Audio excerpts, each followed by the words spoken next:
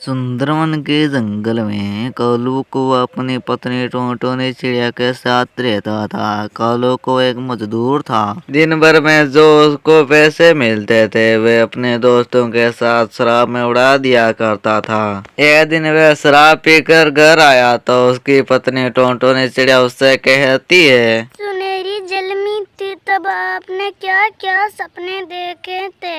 कल तो आपने कहा था कि मैं शराब का भाव भी नहीं लगाऊंगा, पर आप आज पीकर आ गए। आप अपनी बेटी पर थोड़ी भी दया नहीं करते हैं जब मैं फिर से माँ बनने वाली हूँ। कालू कौवा टोंटो ने चिड़िया की बातों को अनसुना कर देता है और सो जाता है। इस तरह से कुछ दिन बीत जाते हैं और टोंटो ने चिड़िया एक और बच्चे की माँ बन जाती है। एक दिन टोंटो ने चिड़िया की छोटी बेटी भूख से बिलख रही थी। कालू जी, हमारी बेटी बिलख रही है, थोड़ा सा इसके लिए बाजार से दूध ला दें। कालू कौवा टोंटोनी को बाजार से दूध ला कर देता और टोंटोनी से कहता है, टोंटोनी, मैं कहता हूँ हम दिल्ली चले, वहाँ जाकर मैं कोई काम करने लग जाऊंगा और मेरे दोस्त भी मुझसे दूर रहेंगे और मुझसे शराब भी छूट जाएगी। ये बात तो सही है, पर हमारे जाने के बाद हमारे घर की देख रेख कौन करेगा?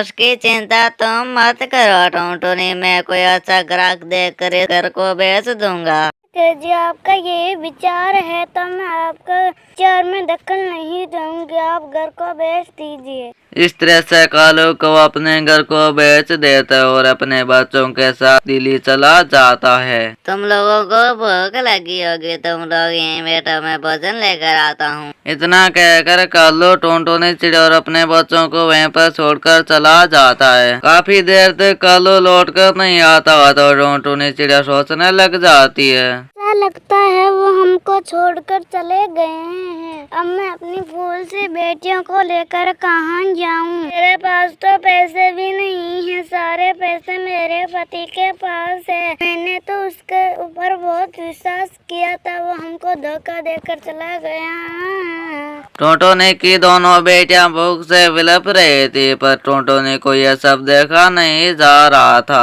वे एक यात्री पक्षी के पास जाती है। क्या मैं आपका सामान उठाकर ट्रेन में रख दूं? टोंटोनी चिड़िया उस यात्री का सामान ट्रेन में पहुंचा देती है। उसको वे यात्री 10 रुपए देता। टोंटोनी चिड़िया उस 10 रुपए को समोसा खरीद लेती और अपने बच्चों के लिए लेकर जाती है। चलो मेरी बच्चियों, समोसा खा लो, मैं आज से स्टेशन पर काम करूंगी और उस पैसे से तुमको खा लूंगी बेटियों। मम्मा, ये समोसे बहुत स्वादिष्ट हैं, कल आप मेरे लिए ये समोसे लेकर आना। नहीं पिंकी बेटा, रोज रोज समोसा खाना अच्छी बात नहीं है, कल मैं तुम्हारे लिए भोजन बना दूंगी। और सुनहरी बेटा, तुम अपनी छोटी बहन का ख्याल रखना। हाँ, ऐसे पक्षियों से बात मत करना, ये शहर के लोगों को नहीं जानते हैं बेटा। तुम ऐसे वैसे पक्षियों से बात मत करना। हाँ, और तुम्हारे पिताजी आ जाए तो तुम उनको अपने पास बैठाए रखना, तुम उसके साथ मत जाना।